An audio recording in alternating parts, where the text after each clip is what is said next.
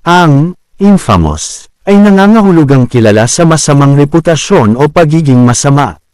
Sa Filipino, maaari itong isalin bilang kilalang masama o may masamang reputasyon.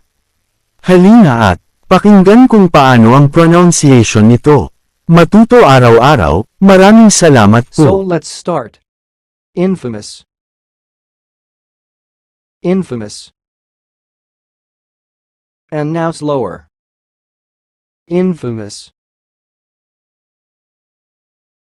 Infamous. That's all. Thanks for watching. If you liked this video, please subscribe to my channel. If you want to share your opinion, please leave comment for this video. Thanks and goodbye.